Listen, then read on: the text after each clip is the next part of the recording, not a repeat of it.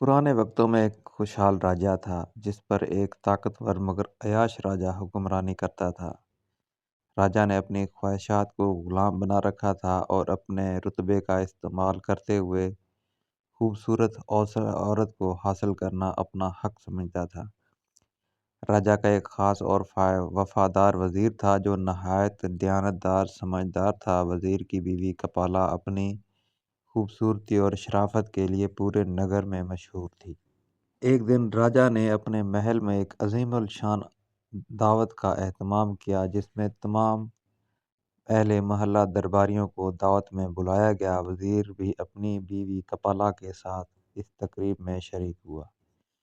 جیسے ہی راجا کی نظر کپالا پر پڑی وہ اس کے حسن کا دیوانہ ہو گیا۔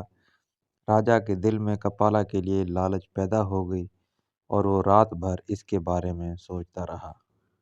اگلی ہی صبح راجا نے ایک منصوبہ بنایا۔ اس نے وزیر کو اپنے دربار میں بلایا اور کہا، یہ ایک بہت ضروری پیغام ہے جسے تمہیں دوسرے راجے کے شہر میں پہنچانا ہوگا۔ یہ کام تم ہی کر سکتے ہو اور تمہیں فوراً وہاں جانے کے لیے روانہ ہونا پڑے گا۔ وزیر نے حکم کی تعمیل کی اور سفر کی تیاری شروع کر دی۔ جیسے ہی وزیر روانہ ہوا راجا نے موقع کا فائدہ اٹھانے کا ارادہ کیا۔ اس نے عطر پرفیوم لگا کر شاندار لباس پہن کر وزیر کے گھر کی طرف روانہ ہو گیا۔ جب راجا وزیر کے گھر پہنچا تو کپالا آنگن میں اپنے گیلے بال سکھا رہی تھی۔ اس نے راجا کو دروازے پر دیکھا تو حیران ہو کر پوچھا، مہاراج آپ یہاں کیسے تشریف لائے؟ کوئی کام ہوتا تو آپ مجھے وہاں پہ بلا لیتے۔ راجا نے مسکرا کر جواب دیا، بس یوں ہی یہاں سے گزر رہا تھا، دیکھنا چاہتا تھا کہ میرے وزیر کے گھر کا حال کیسا ہے اور وہ کس حال میں رہتے ہیں۔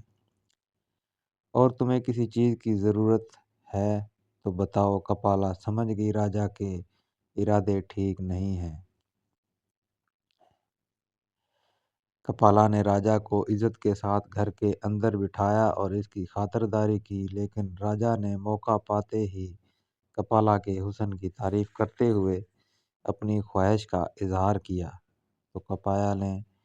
تو کپالا نے نہایت دانش مندی سے جواب دیا، مہاراج شیر جنگل کا راجا ہوتا ہے، لیکن کیا اسے زیب دیتا ہے کہ وہ گندگی میں منہ مارے؟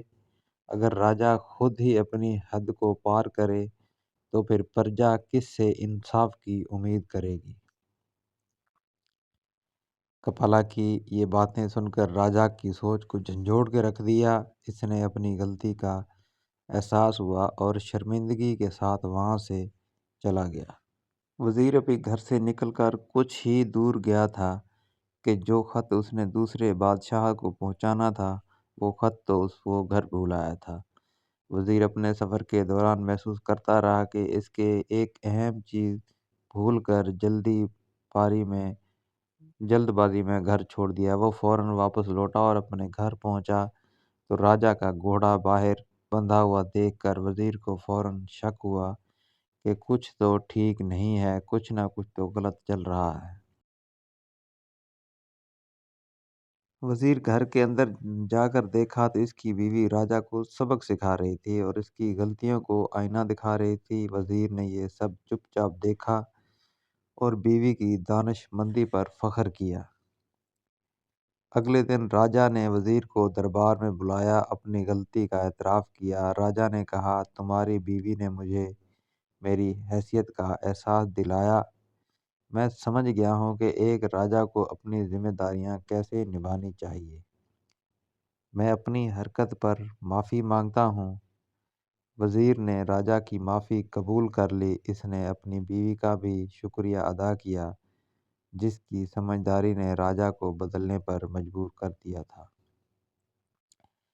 کپالا نے کہا، مہاراج ایک راجا کا فرض ہے کہ وہ انصاف کرے اور اپنی پرجا کی حفاظت کرے۔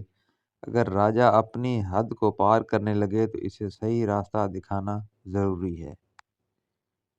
اس واقعے کے بعد راجا نے اپنی عیاشی چھوڑ دی اور اپنی رعایا کی بھلائی کے لیے کام کرنا شروع کر دیا۔ وزیر اور کپالا نے ہمیشہ کی طرح راجا کے ساتھ دیا، لیکن راجا نے بھی پھر کبھی اپنی حدود کو پار نہیں کیا۔ یہ کہانی ہمیں سبق سکھاتی ہے کہ سچائی اور دیانتداری کسی بھی خواہش یا لالچ پر غالب آ سکتی ہے۔ ایک سمجھدار اور نیک نیت انسان ہمیشہ برائی کو شکست دے سکتا ہے، چاہے ایسی حالات بہت ساری کتنے ہی سبق خراب ہوں، آزمودہ کتنے ہی کہانیاں مشکل ہوں۔ دیکھنے کے لیے، سننے کے لیے ہمارا چینل وزٹ کیجیے، تنویر وائس 0.2۔ ملتے ہیں انشاءاللہ اگلی ویڈیو میں ایک اچھے سے سبق آزمودہ کہانی کے ساتھ انشاءاللہ۔ اللہ حافظ۔ جاتے جاتے چینل کو لائک اور سبسکرائب لازمی کیجیے گا۔ ملتے ہیں انشاءاللہ اگلی ویڈیو میں۔